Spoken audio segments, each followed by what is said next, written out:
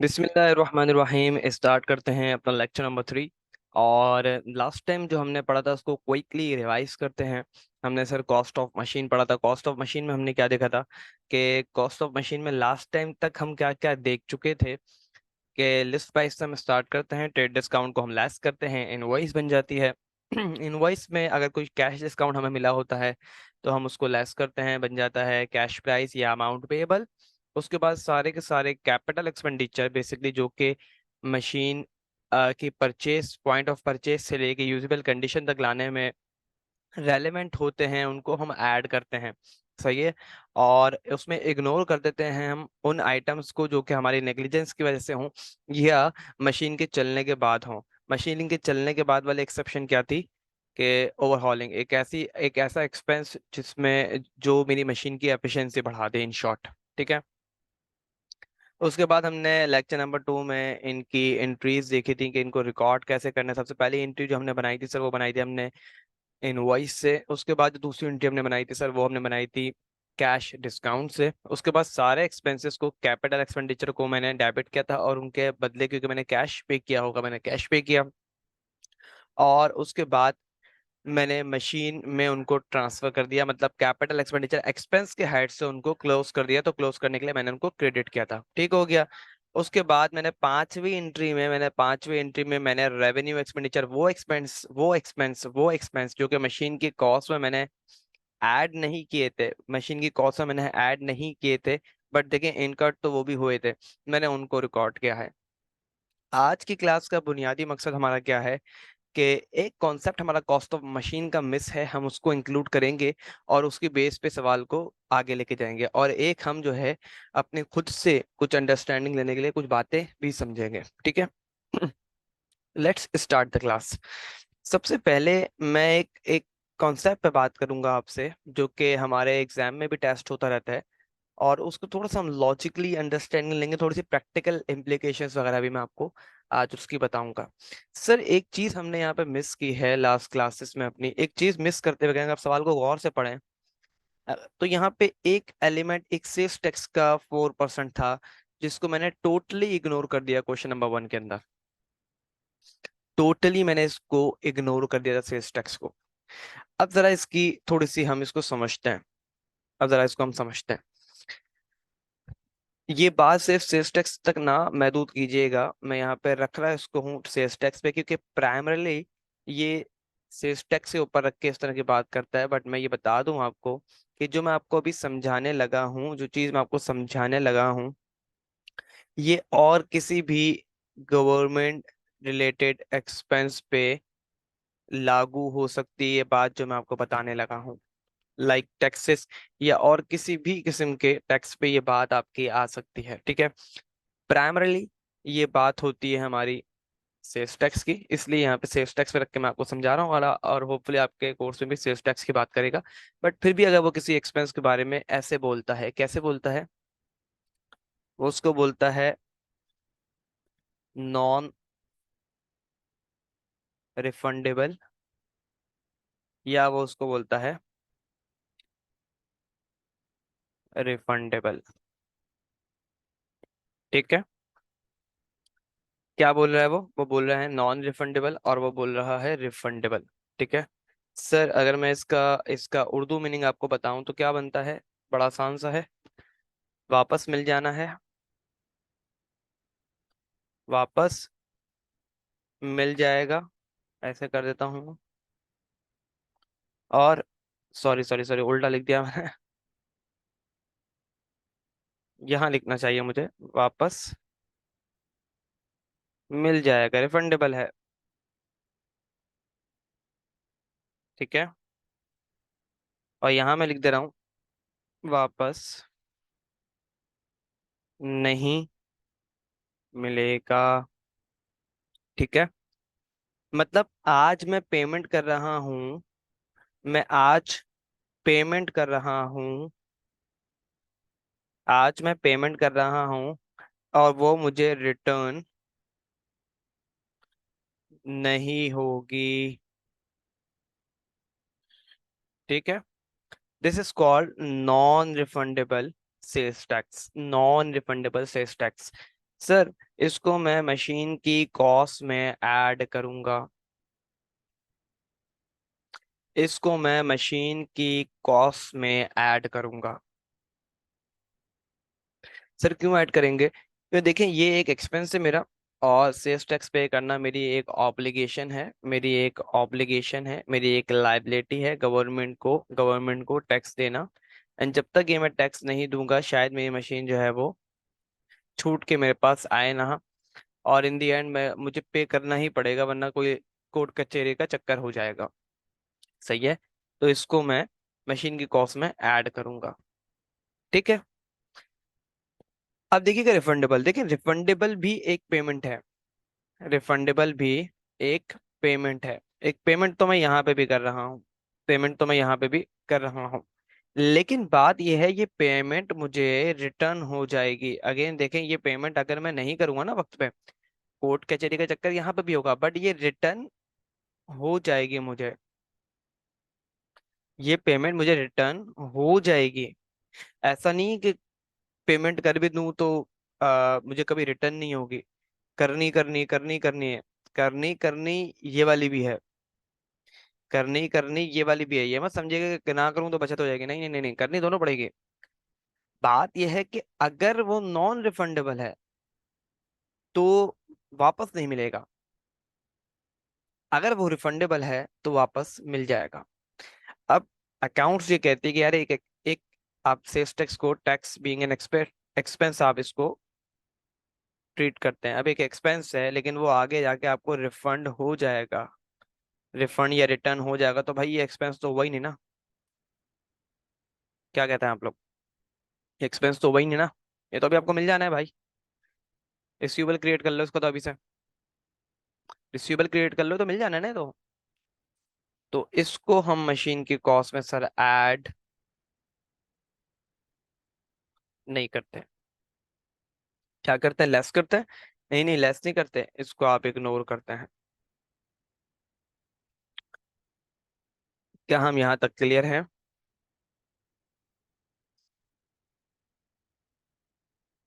चलें, I hope हम लोग यहाँ तक बहुत अच्छे से क्लियर हैं। अब सर गौर से देखिएगा अगेन, मैं इसको इग्नोर कर रहा हूँ वो तो ठीक है, लेकिन सर अगर सवाल में सिर्फ सेल्स टैक्स हो, ओनली सेल्स टैक्स रिटर्न इन क्वेश्चन, ओनली सेल्स टैक्स लिखा हुआ है सवाल में, आगे मेंशन नहीं है कि ये रिफंडेबल है कि नॉन रिफंडेबल, बाय डिफॉल्ट हम इसको क्या लें? बाय डिफॉल्ट आप हमेशा इसको मानेंगे ये नॉन रिफंडेबल है। क्या है ये नॉन रिफंडेबल है। इसका मतलब it has to be at in the cost of machine. ठीक है। बाय डिफॉल्ट हम क्या मानेंगे? सर ये नॉन रिफंडेबल है। रिफंडेबल होगा तो वो लिख के देगा, क्यों? क्योंकि देखिए एग्जामिनर ने अगर एग्जाम में आपको दिया है, तो वो जरूर है, ये बात लाजिम है कि वो चाहता है कि आप उसको, इसको मशीन कॉस्ट में ऐड करके दिखाओ, वो फालतू का डाटा नहीं देगा ना। ठीक है। आई होप हम यहाँ तक बहुत अच्छे से क्लियर होंगे। तो इसका मतलब सर, अगर ये जो आपने यहाँ पे सेल्स टैक्स गिवन था, अगर इसको हम ले लें, बिल्कुल हम इसको ले लेते हैं, 4% है। अब ये भी एक चीज समझ लें कि सर परसेंटेज होगी तो वो कहाँ अप्लाई होगी। देखें देखें देखें, हम अगर सवाल को अपने गौर से देखें ना, तो हमारे पास मशीन की एक लिस्ट प्राइस गिवन है। ठीक है। एक मुझे इनवॉइस गिवन है, और एक बनी है कैश प्राइस। मेरा सवाल आपसे ये है, question is this, where the percentage of sales tax apply. सही है। मेरा सवाल आपसे ये है कि परसेंटेज ऑफ सेल्स टैक्स कहाँ अप्लाई हो। मेरी आपसे गुजारिश है, इसको 1 मिनट पॉज करें और सोच के जरा अपने दिमाग से बताएं कि आपके हिसाब से ये परसेंटेज ऑफ सेल्स टैक्स कहाँ अप्लाई होनी चाहिए। प्लीज पार्टिसिपेट करना है आपने।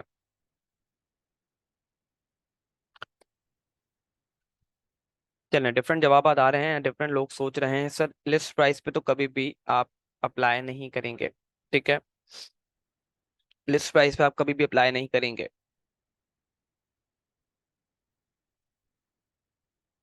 यहाँ पे लोग जवाब दे रहे हैं अपने। और यहाँ मैं आपको कुछ बातें बताऊंगा। देखें, एकेडमिकली हम कहाँ अप्लाई करेंगे। एकेडमिकली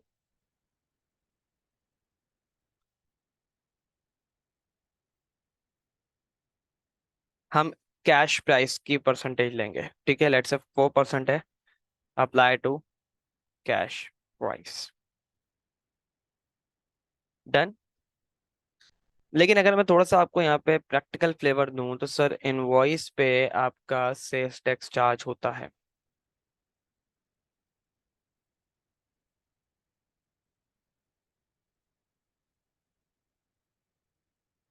ये अगर आप थोड़ा सा जब बड़े हो जाएंगे तो आप जाके देखेंगे कि सेल्स टैक्स आपका इनवॉइस पे चार्ज होगा। देखें देखें क्या होता है सेल्स टैक्स के अंदर, सिंपल सी बात है।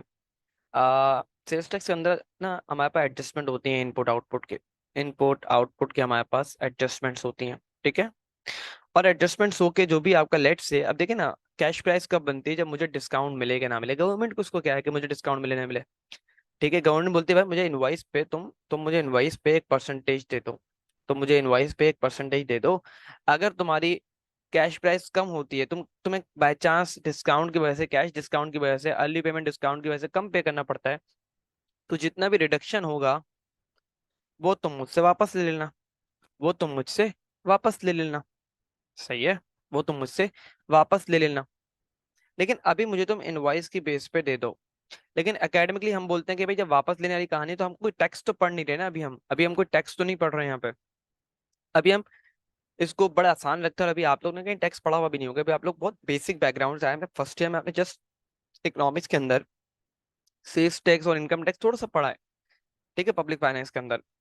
बट आप लोग कोई उसके अकाउंट्स सिखाना यहाँ पे आप लोगों का मकसद नहीं है। आप लोग को यहाँ पे पीपीई सिखाना मकसद है। डेप्रिसिएशन और कॉस्ट ऑफ मशीन की कैलकुलेशन सिखाना मकसद है। ठीक है ना। तो लेकिन फिर भी मैं थोड़ी सी आपको जब बात निकली है तो मैं थोड़ा सा आपको यहाँ पे आ, बता देता हूँ कि कैलकुलेशन में कैसे फर्क आएगा और क्या आएगा। ठीक है ना।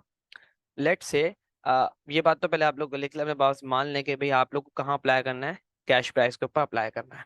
ठीक है, बट मैं आपको थोड़ा सा इलस्ट्रेशन देके समझाने लगा हूँ कि क्या होता है सेल्स टैक्स की परसेंटेज। मान लें सेल्स टैक्स की परसेंटेज है 10%।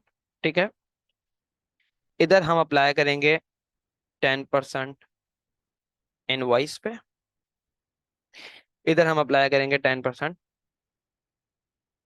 कैश प्राइस पे। ठीक है, मान लें लिस्ट प्राइस हमारे पास है 1,20,000, जिसमें से मेरा ट्रेड डिस्काउंट निकला है 20,000 का। इनवॉइस बनी है मेरी 1 लाख रुपए की। ठीक है, कैश डिस्काउंट है मेरा लेट से 5,000 का। कैश प्राइस मेरी बनी है 95,000 की। ठीक है, सही हो गया यहाँ तक। अब गौर से देखिएगा ये चीज सारी की सारी। जस्ट अ मोमेंट, मैं थोड़ा सा अपने लिए आसानी करने लगा हूँ।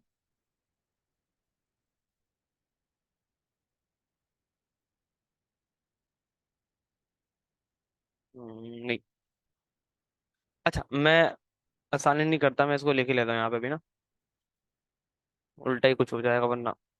मैं सेम डेटा यहाँ उतार रहा हूँ। ट्रेड डिस्काउंट कितना है 20,000। इनवॉइस कितने की बनेगी, यहाँ पे भी लाख रुपए की। और कैश डिस्काउंट में लेस करूंगा कितना, 5,000 का। सर ये मेरी कैश प्राइस बन जाएगी 95,000 की। ठीक है, सही है। देखिए, मैं जब इनवॉइस पे मुझे पे करना है, मैंने इनवॉइस पे पे किया। इनवॉइस कितनी है, 1 लाख रुपए की इनवॉइस है मेरी। 1 लाख पे जरा लगा दें, सेल्स टैक्स कितना बना। 1 लाख पे अगर मैं 10% लगाता हूँ सर, ये बनता है 10,000। ठीक हो गया, मुझे 10,000 पे करना है। ठीक है, मैंने गवर्नमेंट को कहा भैया भैया मैंने 1 लाख तो पे किए ही नहीं है, मैंने तो 95,000 पे किए हैं। तो गवर्नमेंट ने कहा अच्छा अच्छा, कैश प्राइस पे लगाओ जरा, तुमने कितना पे किया है? 95। 95 पे जरा 10% लगाओ, कितना बनता है? आंसर निकल के आया 9,500। मैंने कहा भाई मुझे ये बनता है मेरा हिस्सा तो गवर्नमेंट ने कहा 500 क्या करो, वापस ले लो। एक्सेस, ये एक्सेस है, ये रिफंडेबल नहीं है, ये एक्सेस है, ठीक है ना। क्योंकि देखिए जो मुझे पे करना था ये तो मुझे वापस मिलेगा ही नहीं ना। ये तो समझे मैंने अपनी लाइबिलिटी से ज्यादा पे कर दिया था, ठीक है ना, ये एक्सेस है। इसको हरगिज आप रिफंडेबल से टच मत दिए। रिफंडेबल ये होगा कि ये भी मुझे वापस मिले, ठीक है ना। अब देखिएगा ये वाला केस, लेट से यहाँ मेरा सेल्स टैक्स बना, कैश प्राइस पे बना ही 9,500, जितना मेरा नेट पे आता था। यहाँ मुझे एडजस्टमेंट जाके करवानी पड़ी कि भाई मेरा बनता 9,500 है, 500 वापस करो। और यहाँ मैंने पे ही उतना किया, तो दोनों केसेस में मेरा आंसर सेम आएगा। बट यहाँ मुझे जो है टैक्स की एडजस्टमेंट जाके करानी पड़ेगी, and this is the practical case, this is the practical case, not this. ठीक है, हम इनवॉइस पे करते हैं, जाके बाद में उसको इनपुट आउटपुट की एडजस्टमेंट करवाई जाती है। वो एक टैक्स के रूल्स हैं, टैक्स के लॉस के अंदर, उसके हिसाब से हम काम करते हैं। ठीक है, academically, academically we will follow this, हम कैश प्राइस पे हमेशा लगाया करेंगे। आई होप हम यहाँ तक बहुत अच्छे से क्लियर होंगे।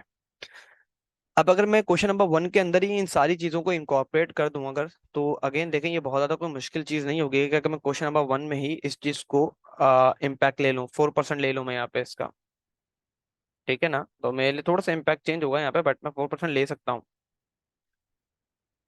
मैं वैसे सोच तो ना लूं, बट अभी अभी मैं सोचता हूँ कि मैं ले लेता हूँ इसको, यहीं पे इम्पैक्ट ले लेते हैं ना। लेट से मैं यहीं पे सेल्स टैक्स डाल देता हूँ, ठीक है। सर कितना, सवाल के हिसाब से मेरे पास कितना था? 4%। और मैंने कहा हम किस पे लेंगे 4%? कैश प्राइस पे। तो कैश प्राइस मेरे पास क्या है? 193,060। लगा लें, इसका 4% लगा लें, जल्दी से करें, बताया मुझे। जी, तो ये आंसर आप लोग का आ रहा है 7,722। मैं थोड़ा सा इसको येलो मार्क कर दे रहा हूँ, बिकॉज ये हमने एडजस्टमेंट बाद में किए, जस्ट फॉर दिस रीजन, ठीक है। इससे क्या होगा सर, मेरा टोटल कैपिटल एक्सपेंडिचर चेंज हो जाएगा, ये 143 नहीं रहेगा।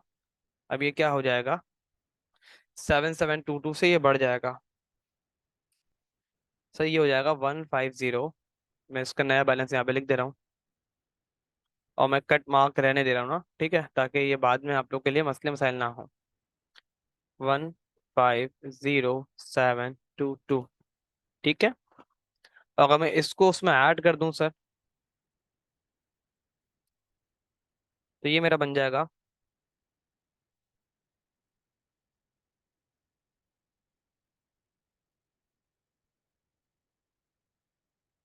3,4,3,7,8,2, ठीक है। आई होप ये हमने यहाँ तक क्लियर कर लिया इसको, ठीक है। अब देख जाएगा, मैं सारे इम्पैक्ट को एंट्रीज में भी डाल रहा हूँ, मैं इन इम्पैक्ट को एंट्रीज में भी डालने लगा हूँ। मेरे एंट्रीज में बहुत ज़्यादा फर्क नहीं आएगा, मुझे यहीं पे जस्ट एक एडजस्टमेंट करनी पड़ेगी। मैं इसको रेड कलर से कर रहा हूँ यहाँ पे। सेल्स टैक्स कितना था सर? 7,722 का मेरा डेबिट हो जाएगा। एंड मेरा जो ये वाला बैलेंस था कैश का, ऑब्वियस सी बात है, जब मैं इन सबको कैलकुलेट करूंगा तो ये भी बढ़ के कितना कितना हो जाएगा। मैंने वहां पे कैलकुलेशन की है, 150,722, ठीक है ना। ये वाली कैलकुलेशन पूरी की पूरी आ जाएगी, क्योंकि हमने वहीं से टोटल करके लिखा हुआ है ना। और मशीन के अंदर जो ये ऐड हो रहा होगा सर, ये भी कितना होगा? रिवर्स करते ना एंट्री को, आपको याद आ रहा होगा ये तो भाई, ठीक है। और यहाँ पे एक नाम मेरा और आ जाएगा, मैं एक नाम को और डाल देता हूँ यहाँ पे एडजस्ट करके, सेल्स टैक्स। थोड़ी सी गंद ज्यादा हो रही है, मैं इसको थोड़ा सा साफ सुथरा कर दूँ, ताकि ये हमारे पास बहुत अच्छे से हमारा रजिस्टर मेंटेन हो, because maintaining register in a neat and clean form is very important for us। Sir मैं सेल्स टैक्स ले लूंगा यहाँ पे कितना, आ, कितना था सेल्स टैक्स मेरे पास? 7,722। नरेशन लिख देता हूँ मैं वापस से।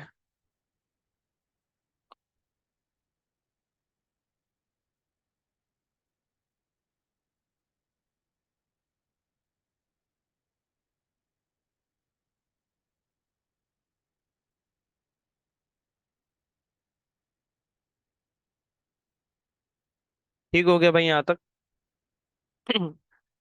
अगली एंट्री में मेरा कोई इम्पैक्ट नहीं पड़ता। यहाँ पे एक एंट्री में और आपको इंक्लूड करवाना चाहूंगा जो कि हमें आगे जाके पास्ट पेपर में इंशाल्लाह हेल्प करेगी।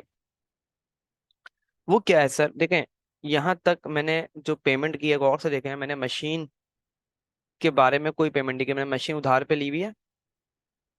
ठीक है, उधार मैंने डिस्काउंट की वजह से कम हुआ है।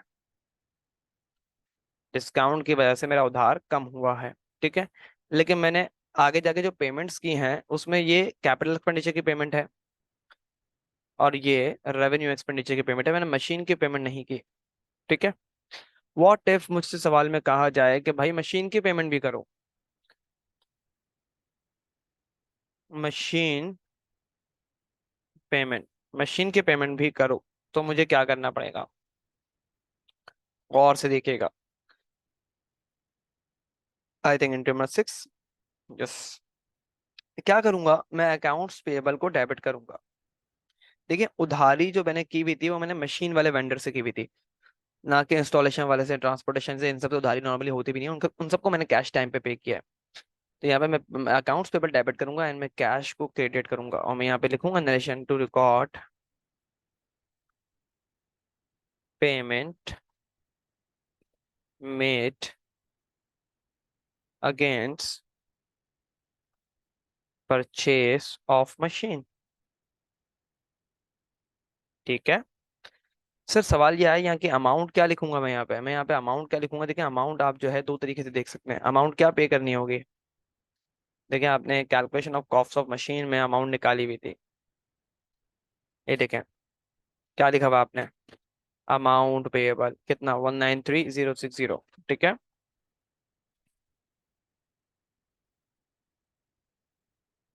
मैं यहाँ पे यही अमाउंट लिख दूंगा, 193060। ठीक हो गया, सही है। और सर ये अमाउंट बेसिकली बनी कहाँ से है? सिंपल, यहाँ से बनी है 197 से। 197 का मशीन डेबिट और पेबल क्रेडिट था, और पेबल मेरा यहाँ पे डेबिट हो गया 3940 से। तो नेट मेरी यहाँ पे जो एंट्री बनी है, बेसिकली इन दोनों को अगर मैं देखूँ तो मेरी नेट एंट्री क्या बनी है, वही बनी 193060। ठीक है ना, क्योंकि हमें आगे जाके पास्ट पेपर में ये चीज काम आएगी, ये करना होगा, तो मैंने सोचा अभी से हम थोड़ा सा उस पर ग्राफ्स कर लें अपनी। ठीक है, अच्छा जी। टी अकाउंट मेरे पास बना हुआ है सर। टी अकाउंट में मैंने सेल्स टैक्स की एडजस्टमेंट नहीं की, जिसकी वजह से मेरा ये बैलेंस भी चेंज होगा, ऑब्वियस सी बात है। मैं सेल्स टैक्स की एडजस्टमेंट यहीं पे कर लेता हूँ। अगर मैं सेल्स टैक्स की एडजस्ट, मैं कलर चेंज करके इसलिए कर रहा हूँ ताकि आप लोग को याद रहे कि हमने ये एडजस्टमेंट बाद में की है। सही है, जब सवाल हमारा खत्म हो गया था एक तरीके से, उसके बाद हमने इस एडजस्टमेंट को किया। 7742 था, I guess, if I am not wrong. 7722 था, सॉरी, 7722। इसको हम एडजस्ट कर लेते हैं यहाँ पे। सर जब मैं इसको एडजस्ट करूंगा तो मेरा बैलेंस चेंज हो जाएगा, सो सी डी भी मेरा चेंज हो जाएगा। Sorry sorry sorry.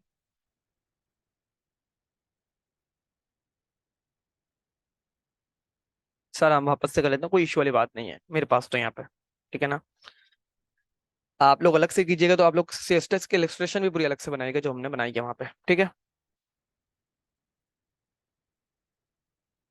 सर, अगर मैं इसका रिवाइज बैलेंस निकाल लूँ अपने पास तो क्या बनता है?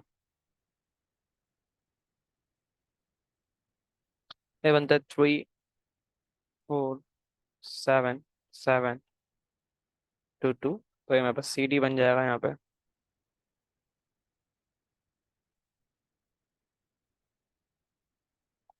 सी डी के बाद मेरा डबल क्लोज, सी डी के बाद इस साइड पे अपोजिट में आ गया बी डी।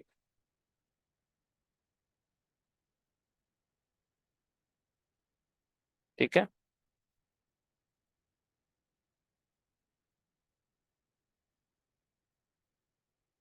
ठीक हो गया। आई होप हम यहाँ तक बहुत अच्छे से क्लियर होंगे। सही है, इसको गौर से देखें और देखें हमारा जो सी डी था बेसिकली वो कहाँ से मैच होना चाहिए सर? कॉस्ट ऑफ मशीन से मैच होना चाहिए ना। तो देख लें हमारा सी डी जो है वो कॉस्ट ऑफ मशीन से इजीली जाके मैच भी हो रहा होगा, जो हमारी रिवाइज कॉस्ट ऑफ मशीन हमने कैलकुलेट की है। ठीक है, आई होप हम यहाँ तक बहुत अच्छे से क्लियर होंगे। इन सब को कॉपी करें अपने पास, स्पेशली जो हमने एंट्रीज वगैरह को एडजस्ट किया है, इलस्ट्रेशन को हमने किया है। और आपको मैं एक छोटा सा टास्क दे रहा हूँ। क्या सर, इसका क्वेश्चन नंबर 2 जो है वो आप लोगों ने सॉल्व करना है। ठीक है, क्वेश्चन नंबर 2 आप लोगों ने इसका सॉल्व करना है। ठीक है, मैंने इसको अपने पास सॉल्व करके रखा हुआ है, बट आपने उसको इग्नोर करना है। एंड यहाँ पे पॉज करें आप, क्वेश्चन नंबर 2 सॉल्व करें। ठीक है, प्लीज। चलिए जी, आई होप आप लोग ने इस सवाल को अटेम्प्ट कर लिया होगा अब तक। एंड बहुत ज़्यादा कोई मुश्किल चीज़ तो नहीं थी, वैसे भी है। क्विकली डिस्कस करते हैं। ऑलमोस्ट सेम सवाल था हमारे पास अगेन, यहाँ पे जो था मैंने आप लोग को कहा कि आप लोग ने इसको अज्यूम हमेशा ये करना है आगे सवालात में, स्पेशली मेरे नोट्स के। परचेज द मशीन नहीं है, this is a list price. ठीक है ना। और आगे क्वेश्चन नंबर 3 में भी आपने इसी चीज़ को याद रखना है। सही है। अच्छा जी, सर लिस्ट प्राइस हमें गिवन है, that is around too much. Okay, but मैंने कहा for the sake of simplicity हम क्या करेंगे, हम 3 0 को आगे से रिमूव कर देंगे। ठीक है, ये हमारी हो गई अब 1 लाख रुपए। सही है ना। थोड़ा सा आसान रख लेंगे ताकि हमें चीज समझ में रहे। ठीक है, नंबर इतने ज्यादा ना हो कि आप लोग नंबर्स में कंफ्यूज हो। ठीक है, अगेन बोलता है trade discount 3% and payment terms 410। तो अगेन 4% ऑफ डिस्काउंट है और 10 नंबर ऑफ डेज है जिसमें आपको पेमेंट करना है। ठीक है, इंक्लूडिंग सेल्स टैक्स। यहाँ पे आपने जाहिर है आप सेल्स टैक्स भी सीख लिया, अब आपने इसको भी इंकॉर्पोरेट करना है। द कंपनी पे total amount of machine in given period, ये बता रहा है कि आपको डिस्काउंट मिल गया है। Transportation, import, staff. स्टाफ तो हम कभी नहीं लेते सर, इग्नोर कर देंगे। इंश्योरेंस ट्रांसलेट को हम लेंगे, फायर इंश्योरेंस को इग्नोर कर देंगे। ऐसे जब आप पेपर में कर रहे हो तो उसको ऐसी पेंसिल से क्रॉस करते रहिएगा। इंस्टॉलेशन लेंगे हम, लाइसेंस लेंगे, और ओवरहॉल भी हम लेंगे। ठीक हो गया। लेकिन आगे during installation part of machine damage, repair at a cost, इसको भी हम नहीं लेंगे। कॉस्ट ऑफ मशीन में लेंगे नहीं लेंगे, रेवेन्यू एक्सपेंडिचर में एंट्री बनाएंगे भाई, भूलना नहीं है ये। सही है ना। अच्छा जी, गौर से देखिएगा सवाल को। देख लिया मैंने यहाँ पे लिस्ट प्राइस अगेन, क्योंकि 1 लाख रुपए हमने तय कर लिया है। Trade discount 3% off this 1 lakh, 3000 minus किया, 97 की इनवॉइस बन गई मेरी। Cash discount 4% off 97, that is invoice, minus किया मैंने, बनता है 3880। मेरी कैश प्राइस या अमाउंट पेएबल भी हम इसको कहते हैं ना, 93,120। Trans sales tax again 6% on cash price मैंने लिखा हुआ है, मतलब इस पे अप्लाई किया है हमने। सही है, 6% इंटू 93,120 हमने किया है। आपकी याद दहानी के लिए मैंने लिख दिया यहाँ पे। सही हो गया। ऐड कर दिया सेल्स टैक्स, ट्रांसपोर्टेशन ऐड कर दिया, इंपोर्ट ड्यूटी ऐड कर दिया, इंश्योरेंस ट्रांजिट ऐड कर दिया, लाइसेंस, इंस्टॉलेशन, ओवरहॉलिंग हमने ऐड कर दिया। सर इन सब का टोटल कितना बनता है, 142। और इसको मैंने बोल दिया a, this b is equal to c हो गया। ठीक है ना, a plus b is equal to c. ठीक हो गया। एंट्रीज में मुझे पता है, पहली एंट्री इनवॉइस की बनती है, दूसरी कैश डिस्काउंट की बनती है। सामने एंट्रीज को रखते हैं। पहली एंट्री मेरी इनवॉइस की बन गई। ओहो, जस्ट अ मोमेंट।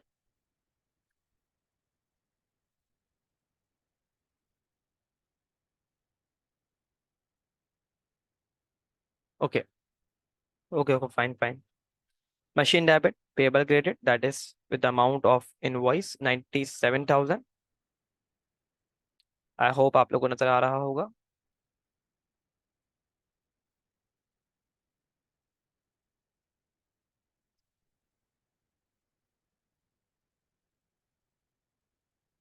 सही है भाई।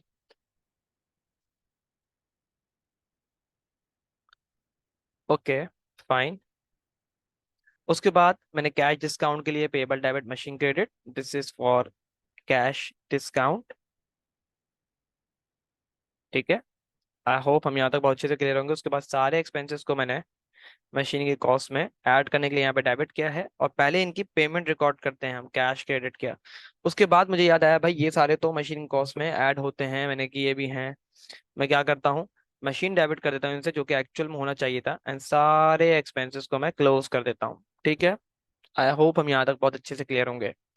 उसके बाद मैंने आखिरी एंट्री किस चीज़ की बनाता हूँ सर? हमेशा से मैं रेवेन्यू एक्सपेंडिचर्स को रिकॉर्ड करता हूँ।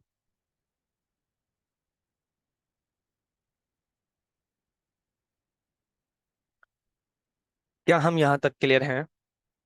आई होप ये बहुत ज़्यादा मुश्किल कॉन्सेप्ट नहीं है, क्योंकि आपने क्वेश्चन नंबर 1 बहुत अच्छे से देखा है और उसके बाद आपको करने का टाइम भी मिला है। स्टिल अगर कोई आपने मिस्टेक्स की हैं तो आप लोग पूछ सकते हैं, ठीक है? कोई मिस्टेक किसी ने की है तो बता दे प्लीज।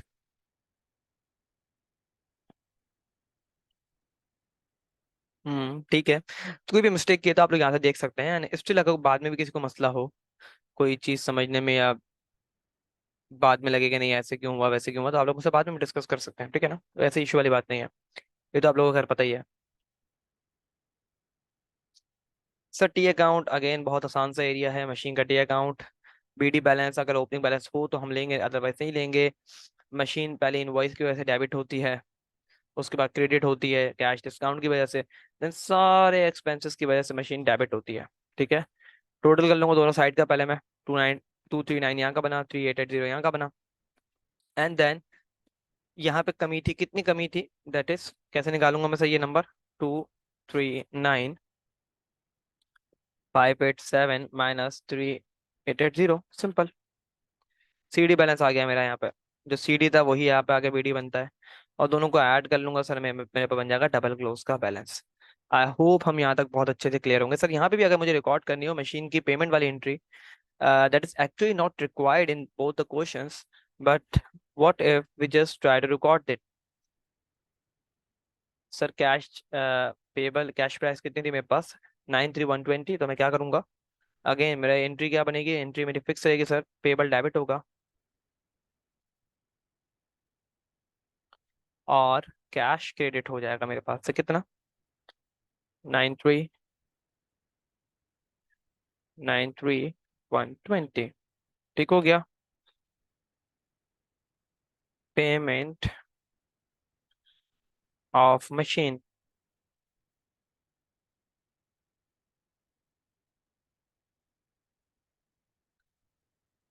सही है भाई। चलें, एक छोटा सा काम मैं आपको देता हूँ, क्वेश्चन नंबर 3 आप ट्राई करें प्लीज। हम्म, चलें ये क्लास क्वेश्चन नंबर 3 आपके सामने है, इसको अटेम्प्ट करें प्लीज। परचेज मशीन नहीं है पहली चीज, इसको कट कर दें आप, and this is a list price actually.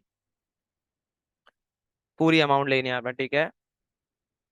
ठीक है, मशीन की पेमेंट वाली एंट्री भी आपने बनानी है, प्लीज इसको ट्राई करें सुकून से बैठ के, खुद से करें, गलत करें सही करें, मसला नहीं है, गलत करने पे कोई आपको मसला नहीं है, आप लोग सुकून से गलती कर सकते हैं, आपको गलती करने का बिल्कुल हक हासिल है, ठीक है? प्लीज इसको खुद से अटेम्प्ट करें।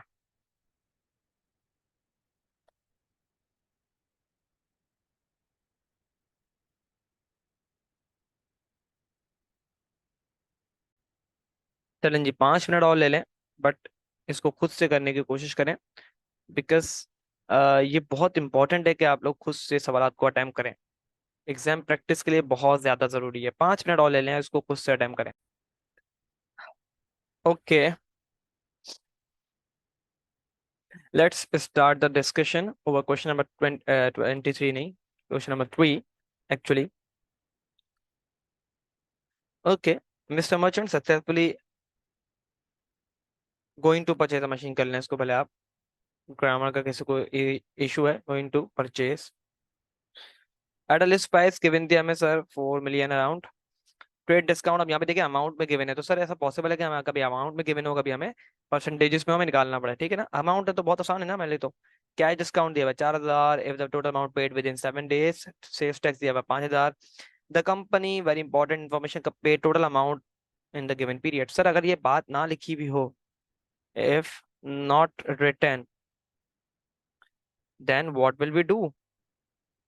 We ignore cash discount.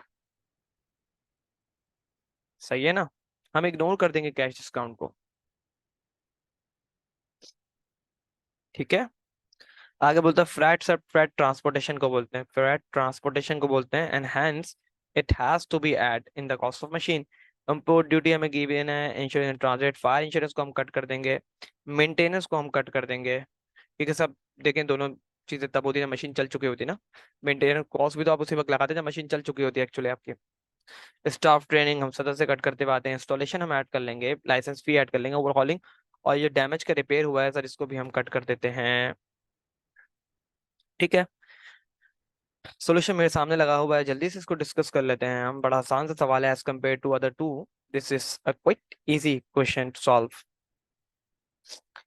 Dish price में मैंने ट्रेड डिस्काउंट को माइनस कर दिया, इनवॉइस बन गई, कैश डिस्काउंट को माइनस कर दिया सर, कैश प्राइस या अमाउंट पेएबल,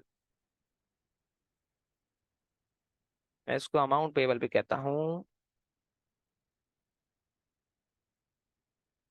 ठीक हो गया। Sales tax, freight, import, insurance in transit, installation, licence, overhauling, इन सब को मैं ऐड कर दूंगा यहाँ पे, ठीक है।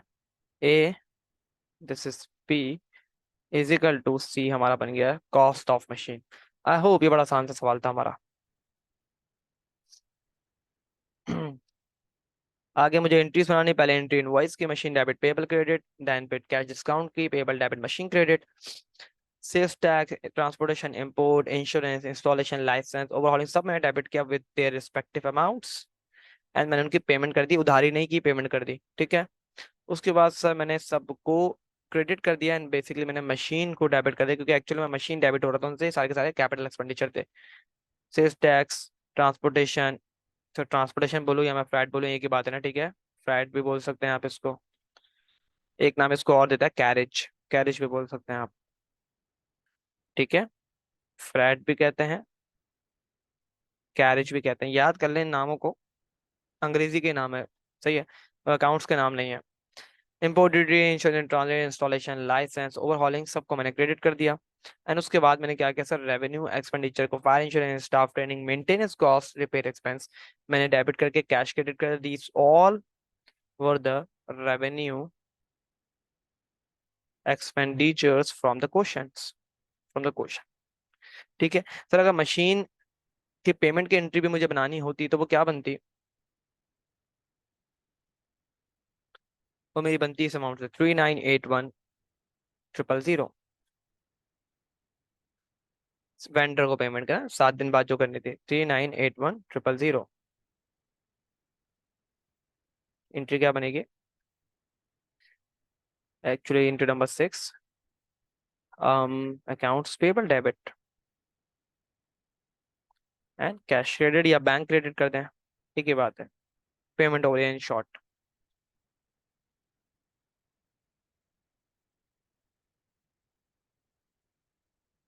सही हो गया। सर उसके बाद अगर मुझे टी अकाउंट बनाना है, ओपनिंग बैलेंस, अकाउंट्स पेबल के इनवॉइस की जो वजह से डेबिट होता है मशीन, 3985, 3985 आई गेस स्टार्ट में था, ठीक है। अकाउंट्स पेबल जो डिस्काउंट की वजह से क्रेडिट हुआ, देन सारे एक्सपेंसेस मैंने मशीन कॉस्ट में जब क्लोज किए थे तो मशीन डेबिट हुई थी, टोटल कर लूंगा दोनों साइड का सर मैं, ठीक है। सीडी मेरा जो है इस साइड पे ही आता है मशीन के केस में, नॉर्मली एसेट के केस में जो नॉर्मल बैलेंस होता है वो यहीं आता है, ठीक है ना। और उसके बाद डबल क्लोज, डबल क्लोज हमेशा मैक्सिमम अमाउंट पे, ये तो ऐसी आ गई और इसमें इसको प्लस कर दें तो यही बन जाएगी 4789, ठीक है। एंड जो सीडी था वो यहाँ आके मेरा बन जाता है पीटी, सही है। स्टिल अगर देखें आपको किसी भी एरिया पे कोई भी मसला हो तो आप लोग बिला झिझक मुझसे पूछ सकते हैं। आई होप हम यहाँ तक बहुत अच्छे से क्लियर होंगे। आपसे गुजारिश मेरी सिर्फ और सिर्फ ये है, अब तक हमने जो कुछ पढ़ा है उसको बहुत अच्छे से रिवाइज करें, अब तक हमने जो कुछ पढ़ा है उसको बहुत अच्छे से एक एक चीज को रिवाइज करें, ठीक है। इंशाल्लाह नेक्स्ट क्लास में हम जो है डेप्रिसिएशन का पहला मेथड स्टार्ट करेंगे, उसको बहुत ज़्यादा लॉजिकली, बहुत ज़्यादा डिटेल में इंशाल्लाह हम उसको कवर करेंगे, और बहुत अच्छे से हमें इंशाल्लाह जब चीज़ें कवर होंगी तो हमें बहुत अच्छे से डेप्रिसिएशन पढ़ने में मज़ा भी आएगा, ठीक है। कोई सवाल है यहाँ तक तो पूछ लें, कोई सवाल किसी का यहाँ तक है तो प्लीज़ पूछ लें, कोई सवाल, चलेंगे कोई सवाल नहीं है तो क्लास को ऑफ करते हैं। अल्लाह हाफिज़।